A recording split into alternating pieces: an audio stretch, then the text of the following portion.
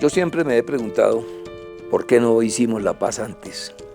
Esa es una pregunta que gravita en la mente de los que conocimos este fenómeno tan doloroso y trágico para nuestro país como fue la guerra tan prolongada que nos tocó afrontar a los colombianos.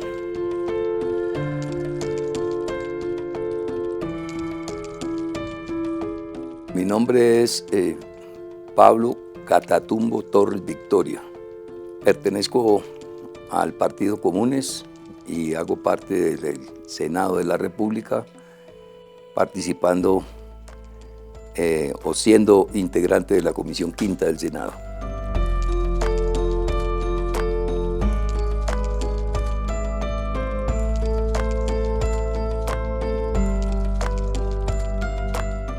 Toda la vida, desde que adquirí conciencia, he soñado con que en Colombia haya un país con paz y con justicia social. Que la justicia social no sea solo un sueño, sino que se haga realidad para todos los colombianos, dado que desde muy joven he entendido que este país es muy rico, este país es muy lindo, este país tiene todas las posibilidades para que la gente, todos los colombianos, vivamos bien y en paz.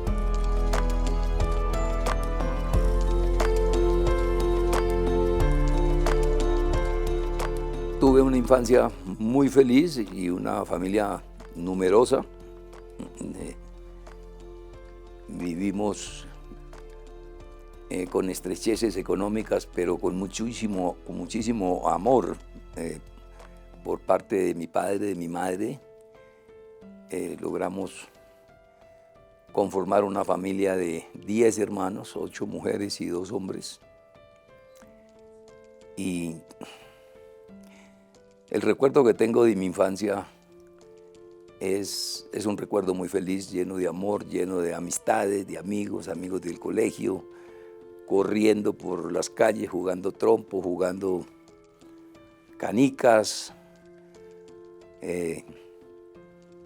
jugando fútbol, y ya un poco más en la época de mis 14, 15 años me dio por meterme a boxeador. Participé en la Liga de Boxeo del Valle del Cauca. Tuve algunas victorias y también varias derrotas. Pero en general yo diría que mi vida transcurrió en Cali en esos años y una infancia sin traumas y muy feliz. Felicidad que se truncó a la edad de 13 años tal vez, cuando mi padre, que era el centro de la familia, el sostén de la familia, además falleció en un absurdo accidente de tránsito y pues quedamos huérfanos de padre, y mi madre, una mujer humilde, de origen campesino, extraordinaria y muy inteligente, pues le tocó verse enfrentada a esa situación de tener sola que levantar 10 hijos, todos pequeños. La menor tenía 6 meses, el mayor tenía 16, y ahí comenzaron las tragedias para mi familia.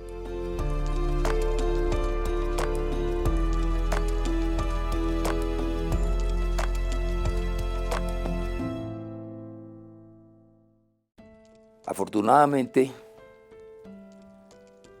mi padre trabajaba en una empresa que pertenecía a la familia Lenis, la Kodak se llamaba. Alberto y Edgar Lenis eran unos empresarios de esos que poco existen hoy en día, pero de un gran corazón y de una mentalidad abierta, liberal, muy de manera, dijéramos, justa, decidieron darle el apoyo a mi mamá y le dijeron, mira, vamos a contratar a tu hijo mayor y le pagaremos el sueldo como si como si tu esposo estuviera vivo. Ese gesto de generosidad de la familia Lenis, pues hizo que la situación, dijéramos, económica de la familia no se deteriorara tanto. Y permitió pues a mi madre sacar adelante la familia, no sin antes pasar por numerosos sufrimientos. Ser una mujer sola con ese poco de hijos es muy difícil. Y así hasta que llegué a estudiar en el bachillerato. Ya en el bachillerato tenía un poco de más madurez y me interesé mucho por la lectura,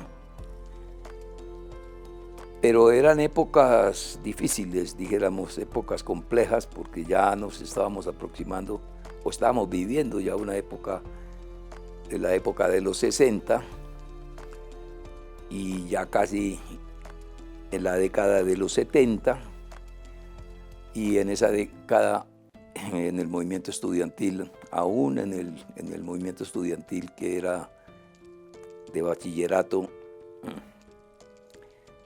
pues todos nos sentimos muy influenciados por hechos que acontecieron en esa década. Nos impactó mucho, por ejemplo, los efectos que en América Latina y sobre todo en Colombia, los reflejos, dijéramos, de la Revolución Cubana, la figura del Che Guevara, la figura de Camilo Torres, muy importante. Bueno, ahí comenzó comencé como a involucrarme en esas luchas estudiantiles por las reformas, por la educación gratuita, por la mejora en la educación, y también comencé a conocer lo que era la represión del movimiento estudiantil. El ejemplo del Che Guevara, dijéramos, el ejemplo de Camilo Torres, esa disposición a entregar la vida por los demás, a luchar por cambios sociales, realmente creo que impactó a casi toda la juventud, una generación de estudiantes y de jóvenes de esa época. Comenzamos a ingresar a la guerrilla, dijéramos, unos cogieron para el ELN, otros conformaron o integraron las guerrillas de las FARC. Realmente en el movimiento estudiantil de esa época se vivía una ebullición, una ebullición revolucionaria que considero que muy pocos no se sintieron impactados por eso. Por supuesto, no todos escogieron el camino guerrillero, pero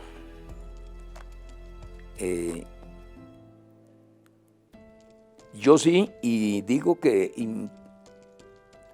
impregnado de ese ambiente, de ese medio ambiente que se vivía,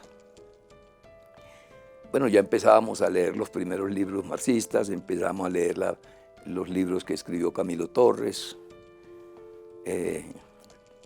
los libros Guerra de Guerrillas que escribió Che Guevara. Y bueno, toda esa literatura que inundaba el mundo juvenil y estudiantil de ese tiempo hizo que un hermano mío, precisamente él es el que en las FARC adoptó el nombre de Pablo Catatumbo, ingresara un día, siendo nuestro hermano mayor. De sorpresa nos dimos cuenta de que él ya no estaba y que había decidido sumarse a las filas de las FARC.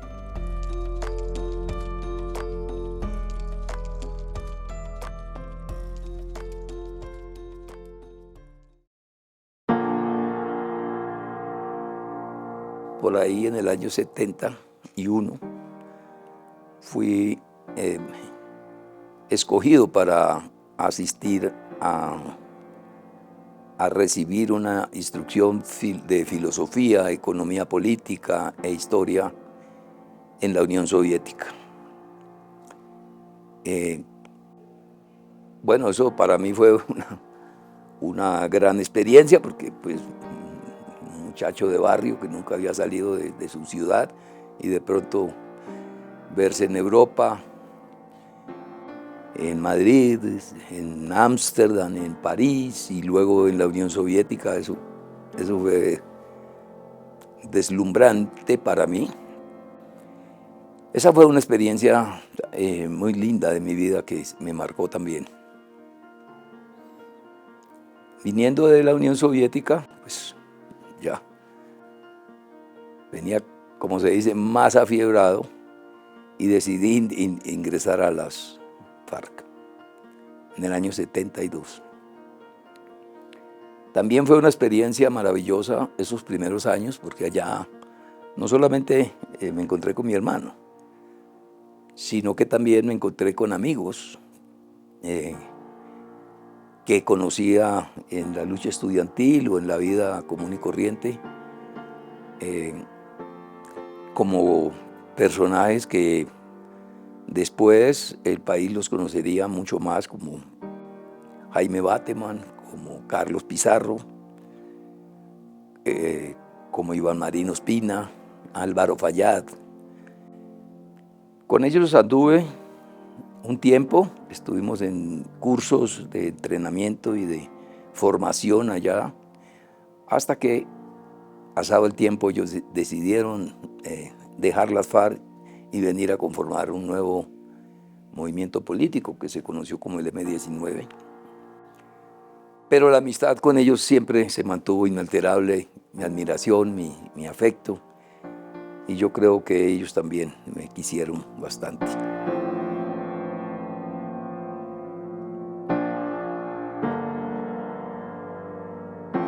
Mucha gente pensará que era muy difícil entrar a las FARC o entrar al ELN, pero no era tan difícil.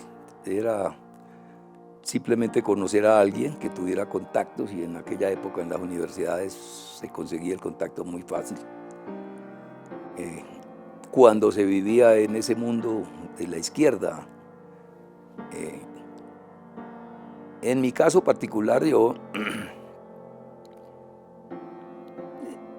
tratando de averiguar por qué se había ido mi hermano a incorporar a las guerrillas y quién había sido el contacto de él, me dijeron converse con un contacto que era muy amigo de su hermano, y me pusieron una cita clandestina, y el que apareció a esa cita fue Jaime Bateman, que no era el mítico Bateman que conocimos después, sino un militante clandestino de las FARC.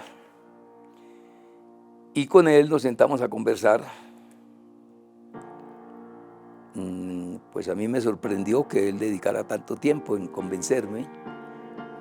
Duramos hablando casi más de 3 horas en un apartamento muy, muy cerrado, muy clandestino. Y realmente Bateman me convenció de la necesidad de acompañar esa lucha. Pues todo lo que él me explicó coincidía mucho con los ideales que yo estaba o empezaba a ir construyendo en mi cabeza, y fui llegando a la conclusión de que en casi todas esas guerras civiles que vivió nuestro país, en el fondo había una causa que como que las hilvanaba todas, y era el problema de la lucha por la tierra. Y bueno, ya después me involucré en el conflicto, como se dice en la guerra, pero siempre pensé que por encima de todo había que conseguir la paz. Y a partir de ahí toda mi trayectoria en guerrilla siempre estuve pensando en que este conflicto tan prolongado, tan doloroso, debía tener una solución política. Y por eso participé casi todos los procesos de paz. Es más, nosotros no luchábamos por el culto a las armas, nosotros luchábamos porque hubieran unos cambios sociales que favorecieran a la gente más pobre de este país, pero sobre todo que hubiera la tranquilidad de poder dejarle a nuestras futuras generaciones un país distinto, no solo socialmente más equitativo, sino de paz. Y después de una larguísima y muy fuerte confrontación con los gobiernos del presidente Uribe, en momentos en los que se escaló y se tensó al máximo el arco de la guerra, pues llegó otro gobierno del presidente Santos que en su discurso de posesión pues dejó abierta la posibilidad, dijo: las puertas de la paz no están cerradas. La puerta del diálogo no está cerrada con llave. Yo aspiro durante mi gobierno a sembrar las bases de una verdadera reconciliación entre los colombianos.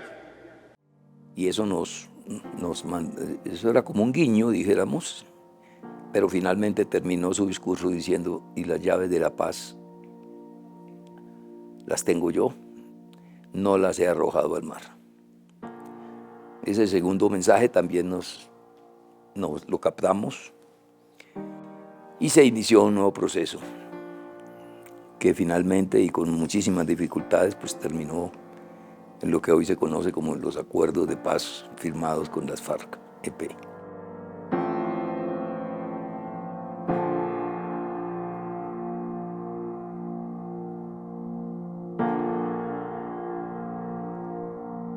El tránsito al Congreso, pues al comienzo con muchos temores, porque la experiencia no se improvisa, era un tiempo de aprendizaje, pero fue muy importante haber encontrado calidez humana de muchos de mis colegas senadores, representantes.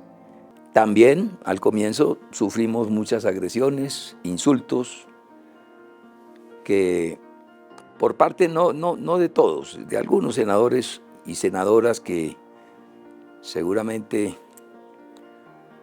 no habían entendido o no habían superado, dijéramos, pues los rencores, los odios, las dificultades que genera la guerra. Bueno, eso ha cambiado muchísimo ahora ya con el tiempo. También hay muchos senadores y senadoras que lo conocen a uno, que saben cómo piensa, que lo conocen en lo humano, en lo personal. Y sí, yo creo que ahora hay un ambiente en el Congreso mucho más tranquilo que en los primeros meses cuando hicimos nuestro ingreso a esta vida parlamentaria.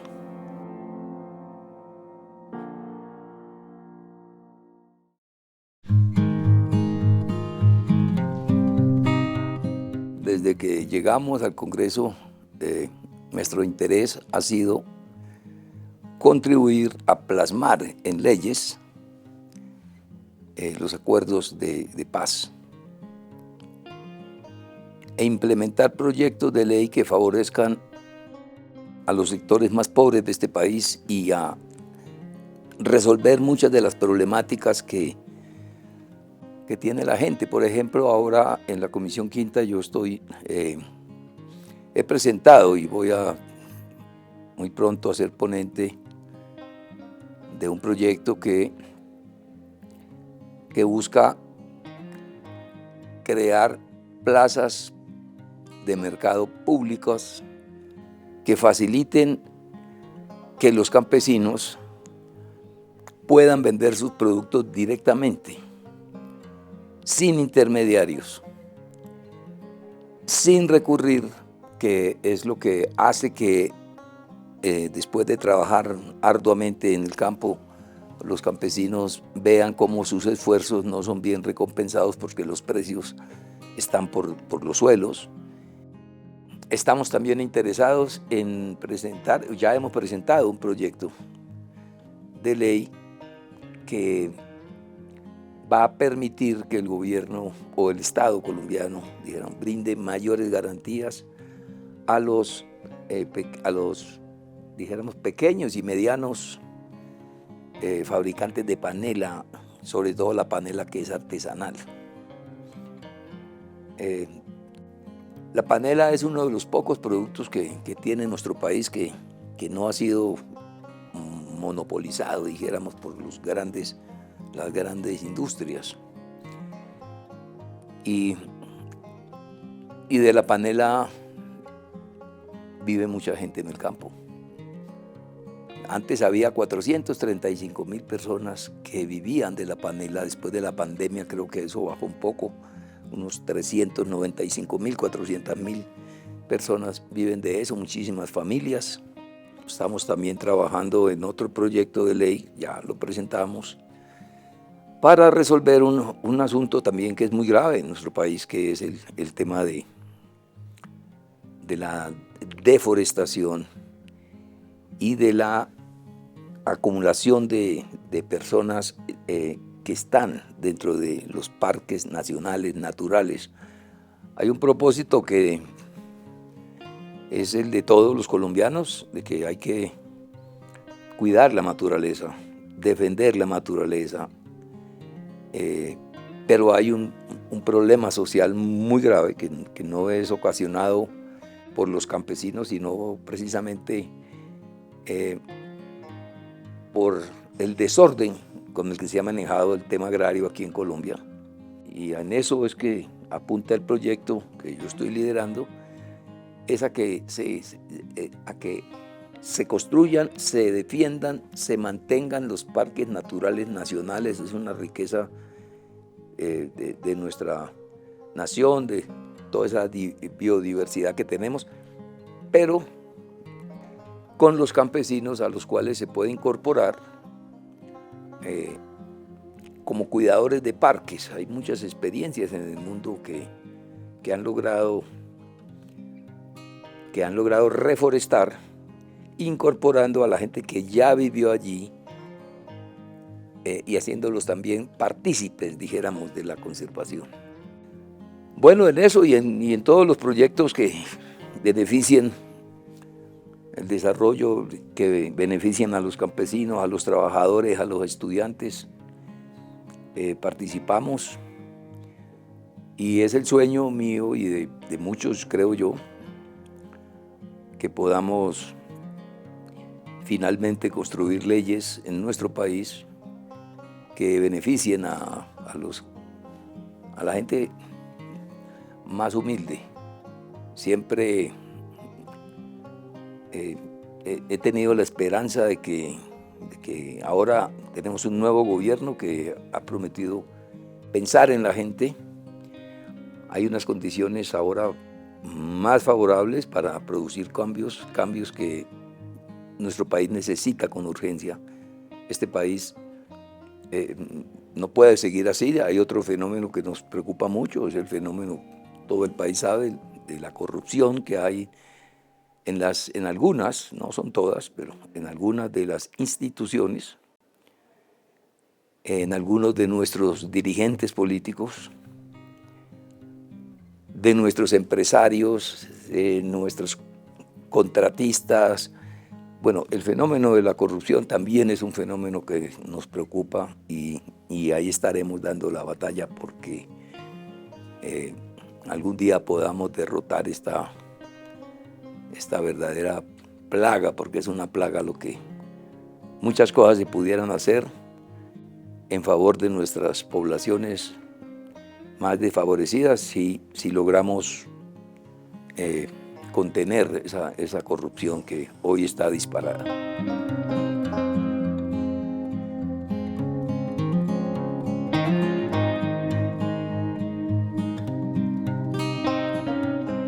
Por supuesto que uno, después de haber estado durante casi toda su vida en actividades de tipo político, en la guerrilla también desarrollábamos trabajo político.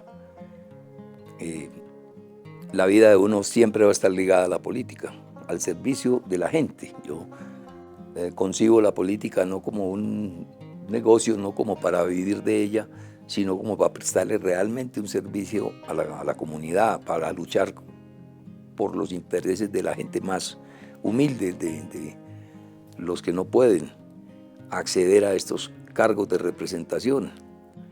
Y si no, pues me gustaría servir en cualquier parte, puede ser en la academia, puede ser escribiendo, bueno, no sé qué será el futuro, pero siempre al servicio de la gente y al servicio de causas nobles. Para la ciudadanía, para nuestra gente, decirles que no desfallezcamos. La lucha por la paz es una lucha muy difícil, tiene muchos contratiempos, pero ese es el camino. Colombia no tiene otro camino que para alcanzar, dijéramos, bienestar, para resolver sus problemas, que aclimatar la paz. Un país en paz nos traería muchísimos beneficios y mi llamado sí es a que no desfallezcamos. Hay que seguir luchando por la paz.